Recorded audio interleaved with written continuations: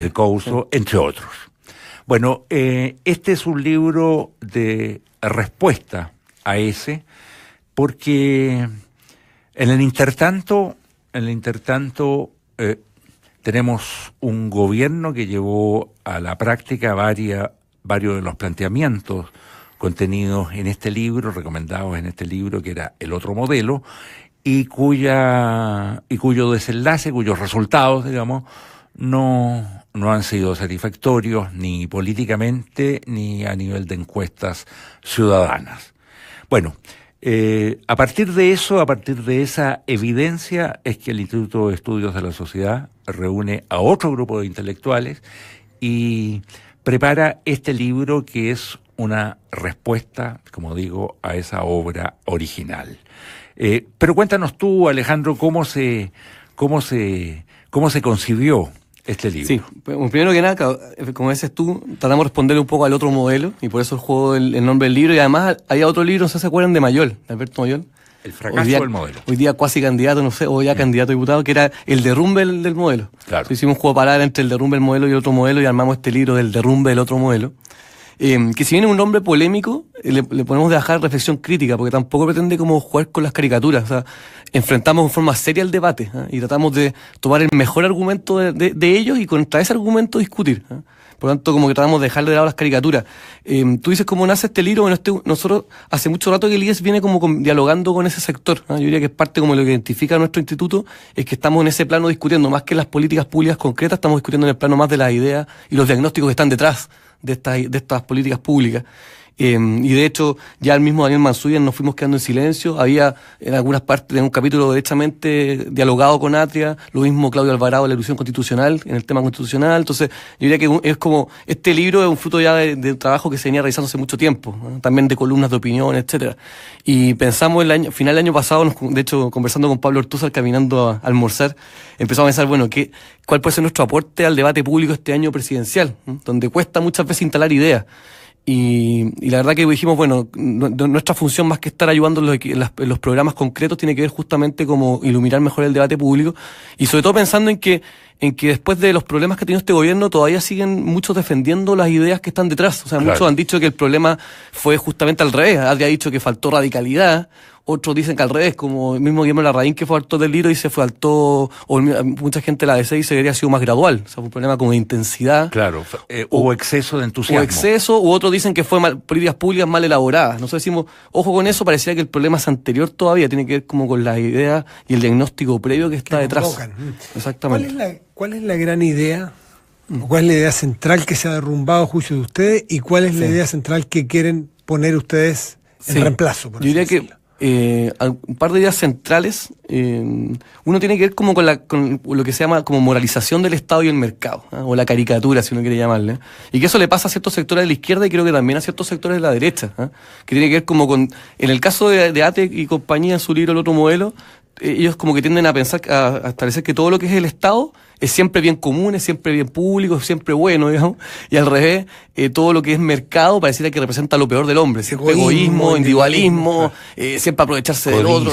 Exactamente. Y la verdad que si uno toma esto como una reflexión más crítica con distancia, uno dice, bueno, acá la verdad que hay cosas buenas y malas en cada uno de los elementos del Estado y el mercado, y además la sociedad no la podemos entender solamente en esa dicotomía Estado-mercado, hay más elementos en juego, por ejemplo la sociedad civil, que es muy relevante, y que la sociedad civil en cierta forma como que comparte algunas cosas con el mercado, otras cosas no, en unas cosas comparte el rol más público del Estado. Entonces creemos que entender la sociedad en forma tan simple y con esa moralización creo que no es sana. Así como decía, tampoco es sano cuando por ejemplo la tiranía de la igualdad de Axel Kaiser también trata de responderle un poco a esta tesis, pero lo hace al contrario, dice como todo, siempre el Estado es lo más corrupto, ladrón, ineficiente, peca de lo mismo, exactamente, y el mercado siempre es como el gran distribuidor, pero al contrario, exactamente, son como un espejo. Entonces, como digo, creo que ese es el primer problema, porque si se fijan, eso termina como contaminando un poco todo el resto de las ideas en educación, etcétera, en cualquier tema concreto que uno lo baje. Claro, ustedes le disputan a Fernando Atria esta idea de Atria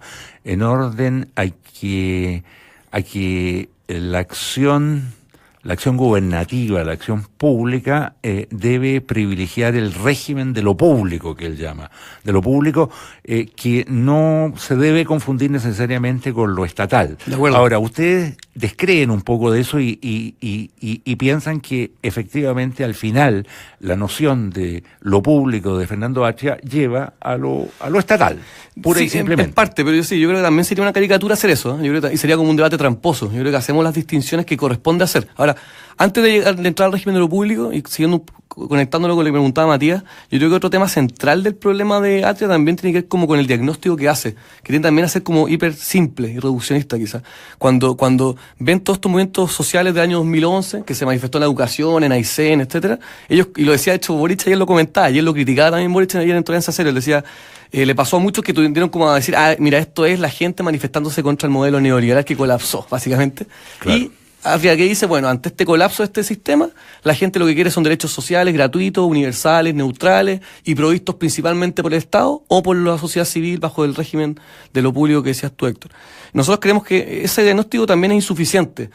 Ahí en ese sentido creo que hay varios diagnósticos que están dando vuelta y que tienden a ser más bien como entre alternativo y complementario. Algo, por ejemplo, Carlos Peña ha escrito bastante de eso y ha dicho harto de eso.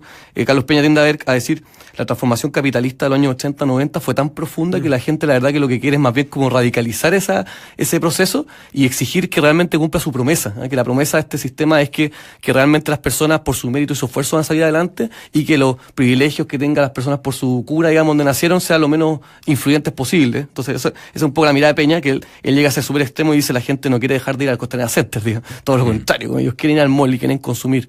Claro, pero en resumen, lo he dicho varias veces. Él lo ha dicho. La gente en las calles no quiere menos mercado, quiere más mercado. Exactamente. Que es como sorpresivo. Sí, es sorpresivo. Claro, pero uno puede decir un buen mercado, digamos, claro. Pero la foto del diario, uno ve la foto de las marchas y dice, esta gente quiere menos modelo, ergo, menos mercado. No necesariamente. No, quiere más mercado. Exactamente.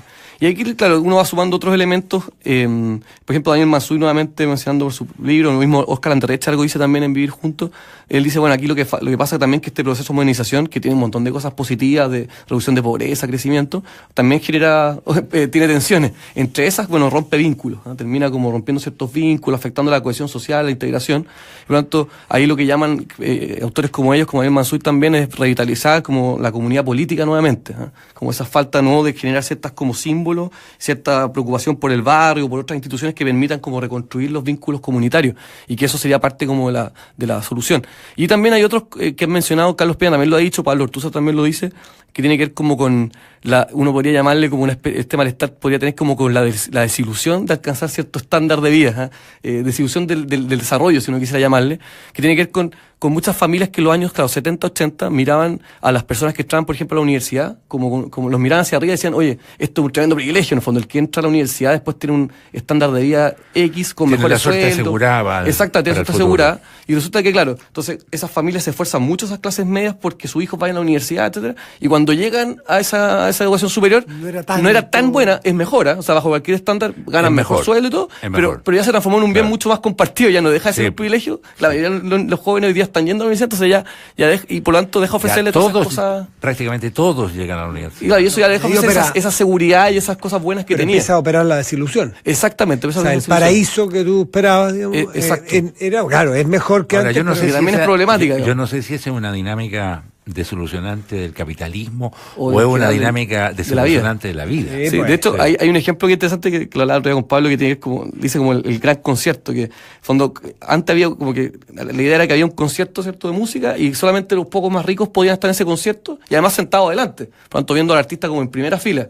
¿Y qué hace este sistema? Que lo permite como que otras personas puedan ingresar a este gran concierto a ver este show, pero obviamente quedan más atrás sentados como al final. Entonces, claro, ellos esperaban ver al artista en primera fila, resulta que están viéndolo y están mejor que antes porque no están afuera, pero tampoco están en la posición que esperaban. Entonces, acá uno podría decir que hay como dos miradas, las dos como con cierta ceguera, uno podría decir. Una izquierda que dice como, usted no quiere estar en este concierto, salga de este concierto. Y le están engañando. Y él dice, oye, pues si yo quiero estar, no sé que igual prefiero estar adentro. Y otra cierta derecha que puede decir como, en realidad usted está bien, está feliz de estar en el concierto. ¿Eh? Le están diciendo que usted está enojado, pero en realidad usted está bien adentro del concierto. O sea, ahí como digo, hay una cierta tensión. Y que de hecho, como decías tú, ese es un tema que da para discutir si tiene que ver con el modelo solamente. De hecho, uno ve que incluso los estados de bienestar y países como con todos los estándares que uno como que aspira, así como Finlandia, también tienen como esas crisis de desilusión, que es como ya, ¿y ahora qué? Cuando llega a alcanzar ciertos estándares de vida, seguridad, de sueldo, igualdad, y de repente dicen, bueno, ¿y ahora qué hacemos? Es un tema que de verdad como para cuestionar hasta dónde le exigimos como al sistema, es interesante como reflexión. Entonces, como decía, estos son un poco como los elementos que uno puede poner en juego y que muestran que el puzzle es bastante más complejo de lo que creemos que representa el otro modelo. Como digo, el diagnóstico es más difícil de determinar. Y respecto al particular régimen de lo público, es cierto que el régimen de lo público no es lo mismo que el régimen estatal, o sea, que no significa, por ejemplo, sacar a los particulares de la educación superior o escolar, pero sí creemos que le hace mal, o sea, que tiene problemas ese régimen, que principalmente exige universalidad y neutralidad. Y creemos que sobre todo el elemento de la neutralidad es un problema que atenta finalmente contra el pluralismo propio del espacio público. Creemos que una cosa es exigir que exista pluralidad de instituciones, por ejemplo, universitarias, y que por lo tanto hayan universidades católicas, universidades del Estado, etcétera, y con distintos proyectos educativos universitarios, y otra cosa es exigirle a cada institución que da educación superior, que todas sean en sí mismas plurales y diversas, porque al final con eso se termina perdiendo justamente esa la identidad, la identidad, exactamente, que le da diversidad y pluralidad a la sociedad. Si tenemos puras universidades estatales o bajo el régimen de lo público, neutras, finalmente como que se termina perdiendo esa diversidad y pluralidad. Entonces, creemos que ahí están las tensiones. Efectivamente, no es lo mismo que lo estatal, pero sí tiene un problema en ese valor de pluralidad que es fundamental, y que de hecho Manfred Svensson y Hugo Herrera también lo tratan muy bien en un libro sobre la universidad que escribieron, también un poco siendo a propósito de la propuesta de educación superior de Ateo. Alejandro, en los últimos... Estamos con Alejandro Fernández, que es el director ejecutivo del Instituto de Estudios de la Sociedad, el IES. Oye, Alejandro, en los últimos 30, 40, 50 años probablemente, la política chilena, a ver, si hay un rasgo que ha tenido es que se han eclipsado las utopías, se han eclipsado estas planificaciones totales de que hablaba Gonzalo Vial.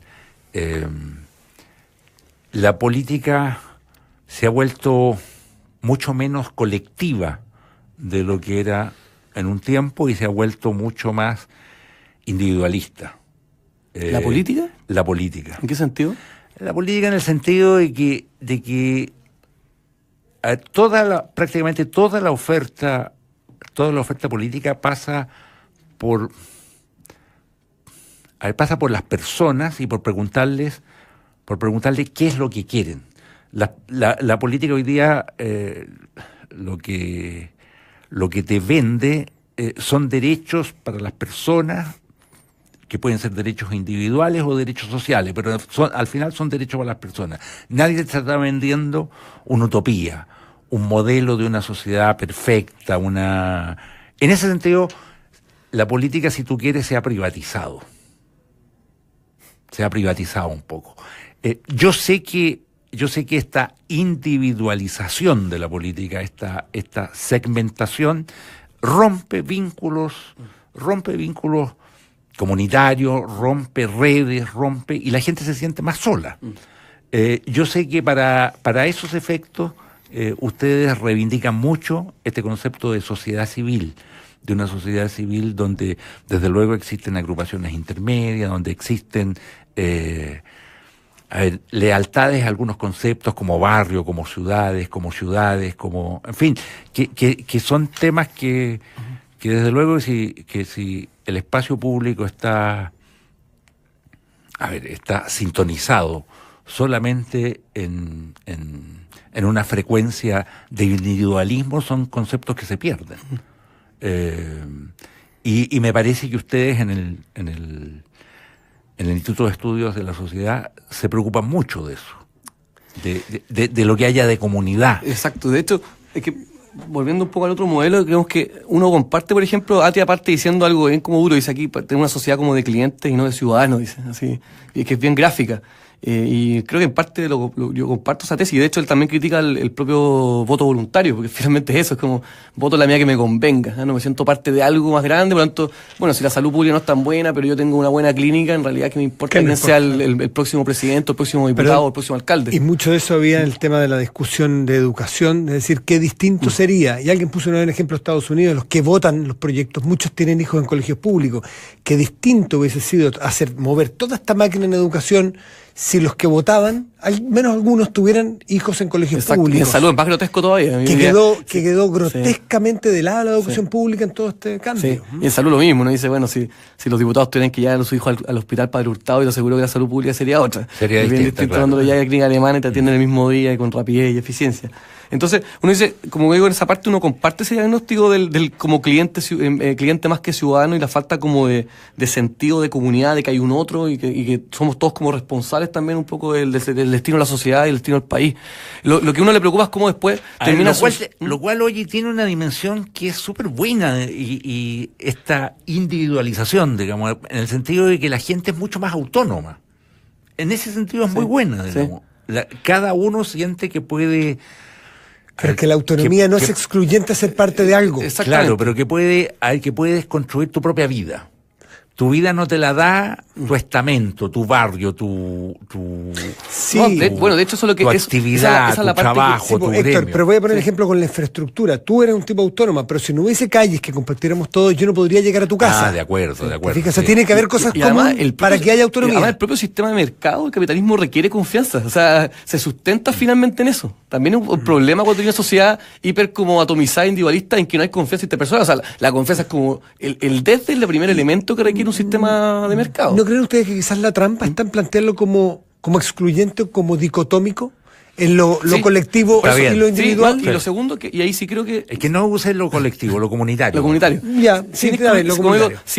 Creo que aquí no es caricatura, eso sí, creer que lo que plantea, como digo, el otro modelo es que desde el Estado se reconstruye esos vínculos. Y yo creo que ahí sí tenemos una diferencia fundamental. O sea, de hecho, justamente nosotros creemos que de la sociedad civil, principalmente desde ese régimen donde uno va reconstruyendo lo público. Y de hecho, esto es bien como bien gráfico cuando uno discute, por ejemplo, sobre el tema de Teletón. Siempre aparecen los Giorgio Jackson y otras personas de ese mundo criticando la Teletón. Dice, como acá hay pura como mediocridad, así como ya que el Estado es tan insuficiente, tenemos que estar todos los chilenos poniendo plata y ayudando a una fundación para que haga la pega. Y uno dice, no, para acá hay un valor. Lo debería hay un valor el Estado. Claro, y uno dice, no, acá hay un valor en la sociedad, es bueno que exista sociedad civil preocupada del otro. De hecho, porque la paradoja al final es una póliza de seguro. Porque si te toca un mal administrador del Estado, que de tanto en tanto te tiene que tocar por estadística, es bueno que haya, es como la malla del circo, ¿no es cierto?, del malabarista. Es bueno el malabarista, suele no caerse. Pero además, Matías, pero no solamente por eso. Matías, porque además el régimen solidario de pagando impuestos, la verdad que solidaridad tiene pocos. Y de hecho, una paradoja en muchos estados de bienestar donde al final hay mucho individualismo. Porque efectivamente cada persona vive súper bien, paga sus impuestos, y hay un Estado que ejerce, que hace la Teletón, un Estado que da educación a las personas. Sí. Y al final estamos súper preocupados del resto. Yo no digo solamente, Héctor, no digo solamente por la póliza de seguro, por si se cae y si el administrador es malo, sino que es buen síntoma de salud, es como tú haces el test de esfuerzo, digamos, es buen síntoma que haya sociedad civil que se organiza también. Es decir, que no está en su casa esperando que lo sirva. Y yo creo que en la medida que se organiza en torno a causas como esa, saca lo mejor de las personas. Exacto. Que de otra manera y es capaz de no saldría a flote. Exacto. Y además hay que reconocer que el Estado, así como el Estado, el mercado social civil tienen sus propias limitaciones. O sea, aquí cuando se trata de complementar y ver en qué cosas aporta cada uno. Por ejemplo, el tema que ha sido muy recurrente en discusión pública, el tema del Sename y de los niños vulnerables. Por supuesto, el Estado tiene una responsabilidad gigante desde el punto de vista legislativo, políticas públicas, recursos, etcétera, pero no es suficiente. De hecho, la mejor máquina estatal no va a ser capaz de reemplazar al cariño de una familia. Por lo tanto, ahí la sociedad civil y las familias son fundamentales. O sea, esos niños finalmente requieren una familia para ser formada con valores, para seguir cariño, y eso es parte del desarrollo integral. Un buen ejemplo se me ocurre que muchas veces dicen que nuestros colegios privados, que suelen ser mejores, si los comparáramos con los colegios privados de otros países del mundo, estaríamos, pero por allá abajo. O sea, los mejores colegios de este país estarían por allá abajo. Y quizás porque no tienen la competencia, entre comillas, de los colegios públicos.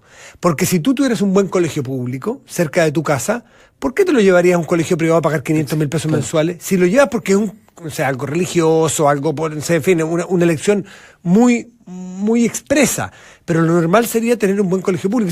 Ese sentido de la competencia, que no se entienda mal, pero creo que es muy bueno, la competencia entre lo público y lo privado va manteniendo las tensiones y el músculo tonificado. Y además, como decíamos, la verdadera libertad de enseñanza también requiere una buena oferta pública. O sea, tampoco es sano que existan, por ejemplo, en una determinada comuna, territorio, solamente educación particular subvencionada buena, por ejemplo, y confesional. O sea, no, pues tiene que haber una educación pública neutra, sí se le exige al Estado que sea neutro, y tiene que estar como una buena oferta para que haya de verdad libertad de enseñanza. Sobre todo en un país donde la sociedad es cada vez más heterogénea. Oye, en el planteamiento del prólogo tuyo a este libro, tú dices que las ideas importan, que las ideas son muy importantes, que las ideas tienen efectos. Y lo dices básicamente pensando en las ideas de ese libro que se llamaba El Otro Modelo y que sirvió de pivote, de cimiento al programa del actual gobierno de la presidenta Bachelet. Alejandro, ¿tú crees yo sé que ustedes están trabajando, digamos, también en el plano de las ideas por generar, plataformas para el desarrollo de otras políticas. ¿Tú crees que ese trabajo está adelantado? Y te lo digo sinceramente, digamos, porque normalmente en el espacio de la centro derecha las ideas no siempre fueron las que más brillaron, las que más contextura tuvieron, las que más contextura alcanzaron. ¿Qué me dices a este respecto? Bueno, primero, sí, aprovechamos este libro justamente para ser muy explícito en eso, porque llevamos ya 10 años como IES y nos ha costado todavía hacer entender a muchas personas que las ideas tienen consecuencias. Y en ese sentido creíamos que este libro es como una perfecta muestra, digamos, de eso, de que ciertas ideas, de hecho, si uno sigue la trayectoria de Atria en particular, Atria viene escribiendo sobre estos temas hace muchos años, mucho antes de que apareciera en el debate público. Él venía escribiendo sobre educación, no sé, tipo 2006, había escrito sobre educación. Era uno de los líderes al principio oculto, no lo conocíamos mucho. Exactamente. De toda esta generación. Y uno ve como, claro, el gallo primero sacó su libro, una editorial media desconocida, no lo leyeron mucho, pero después aparece el movimiento estudiantil y bueno, buscan de acá aferrarse, digamos, y encuentran en Atria la respuesta y cómo después ese movimiento estudiantil se transforma hoy día en un referente político y además con diputado en el Congreso, con un candidato presidencial. O sea, ahí uno ve cómo efectivamente esas ideas van impactando, influyendo directamente. Entonces, creemos que al fin hemos logrado instalar por lo menos esa idea, ese principio que las ideas tienen consecuencias. ¿Cuándo van a sacar ustedes su generación?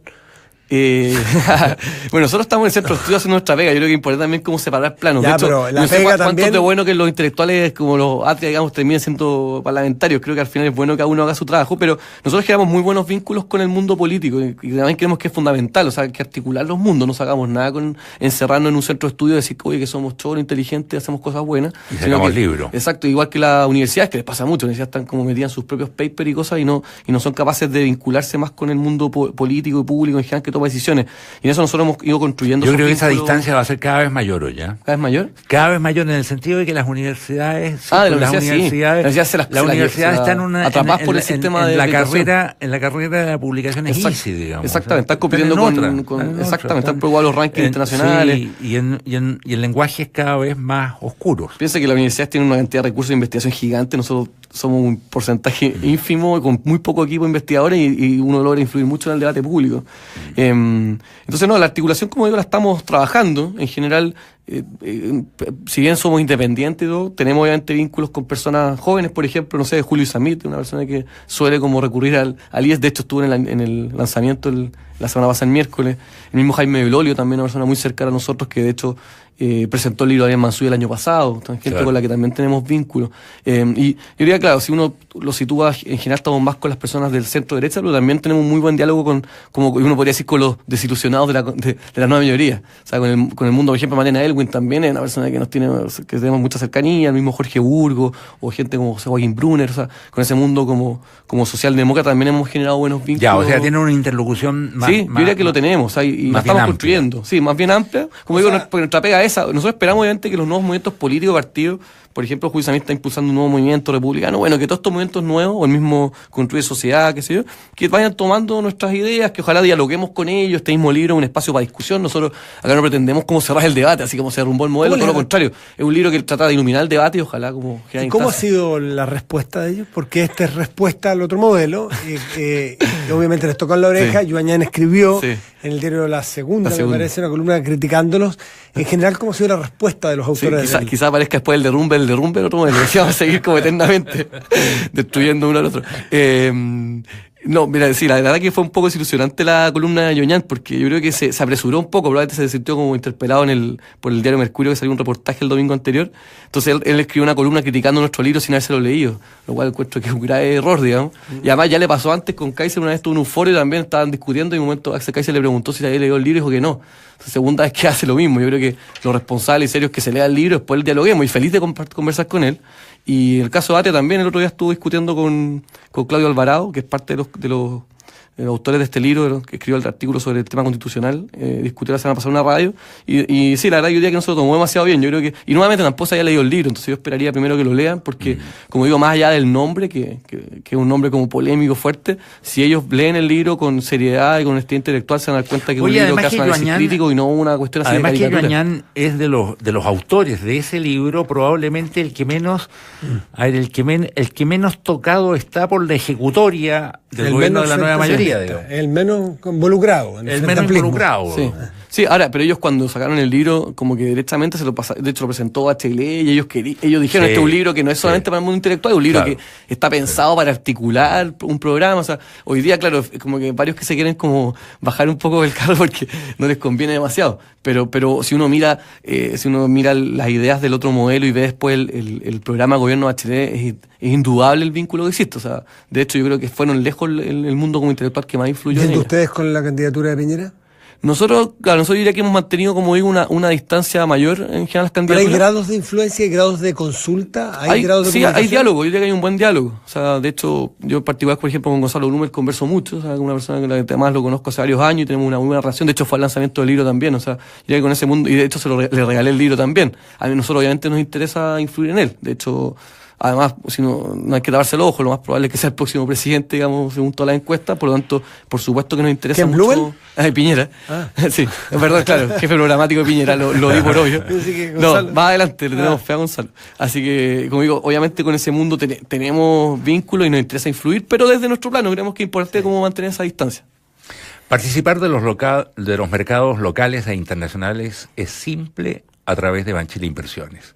Operando con ellos podrás conformar una cartera de inversiones que represente los mercados y sectores que más te interesan, con la asesoría de un equipo de expertos dedicado exclusivamente a tus inversiones. Si aún no eres cliente, llama al teléfono 820-2820 o entra al sitio banchileinversiones.cl. Banchile Inversiones, solidez y respaldo. Acumula miles de kilómetros. Latam Paz Extra, renovando tu auto con tarjetas Santander Latam Paz al pagar de 25 a 36 cuotas con tasa de interés preferencial. Infórmate más en santander.cl. Queremos ayudarte más a viajar antes y mejor. Santander Latam Paz. No se vaya de nuestra sintonía. A continuación viene información privilegiada del cierre y enseguida edición limitada de una folk con Cristiana Araya. Tenemos que agradecer la participación de Alejandro Fernández, director ejecutivo del Instituto de Estudios de la Sociedad, en esta edición del programa. Muchas gracias, Alejandro. Muchas gracias a ti, Héctor, y a ti, Matías. Matías. Muy buenas noches.